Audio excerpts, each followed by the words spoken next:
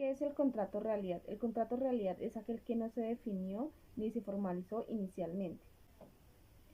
La ley considera que este existe por la misma naturaleza de las actividades desarrolladas por el trabajador. El juez lo declara como una relación laboral independiente.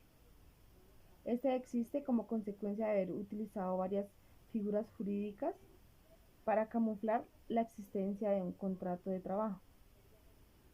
Es una práctica común donde el empleador busca desprenderse de varias obligaciones como lo son las prestaciones de ley.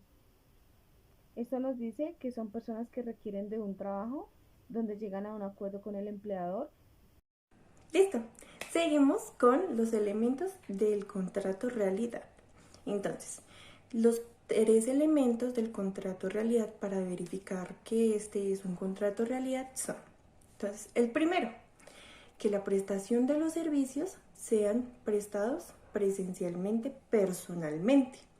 El segundo, la remuneración. Esto quiere decir que el trabajador obtiene una remuneración por sus servicios prestados. Y el tercero, que es el factor determinante para saber si es un contrato de servicios o es un contrato realidad, que es la subordinación. Entonces, esto quiere decir que si en la ejecución de ese servicio prestado él está constantemente subordinado a las órdenes del empleador, ahí ya se considera que es un trabajo, un contrato realidad. Entonces, con estos 3 elementos ya se considera que se obtiene el derecho para que se paguen prestaciones sociales. Bueno, a mí me correspondió hablar un poco sobre las jurisprudencias del contrato de realidad. En estas jurisprudencias voy a tocar 3 casos puntuales. Primero vamos a tocar la sentencia 00799 del Consejo del 2018, dada por el Consejo de Estado. Esta fue una demanda que se le hizo a una entidad pública del sector salud, donde en esta entidad pública pues quería hacer ver como que había un contrato de realidad con pues a un funcionario que no se le pagaron ciertas obligaciones, digámoslo así, y por ende pues ellos como que lo disfrazaron, digámoslo de esta manera, como un contrato de realidad, cuando el señor sí establecía una relación laboral bien conformada. Entonces en esta como que aclara un poquito los parámetros del contrato de realidad y por qué este contrato no aplica y por qué se le tiene indemnizaciones y debidos pagos al demandante. Entonces este es el primer caso. También tenemos la sentencia T903, que es las 10, es una opción, está dada por la Corte Constitucional.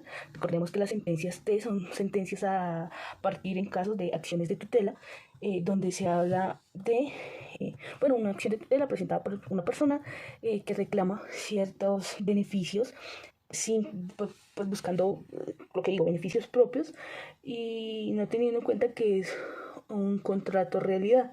En este contrato pues hay ciertas cosas que no se beneficia a la persona y la persona quería obtener estos beneficios.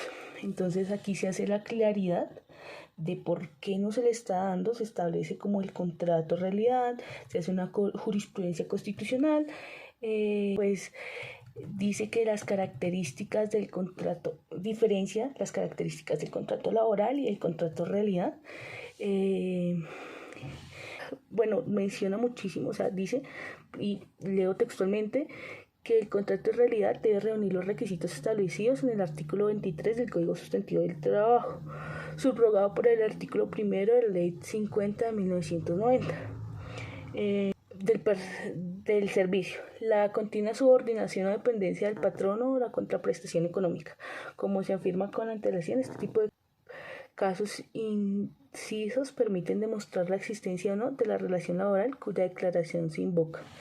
Entonces, pues aquí lo que hace la Corte Constitucional es decir a la persona como que no, pues usted tenía un contrato realidad y por esta razón pues usted no va a recibir estos beneficios.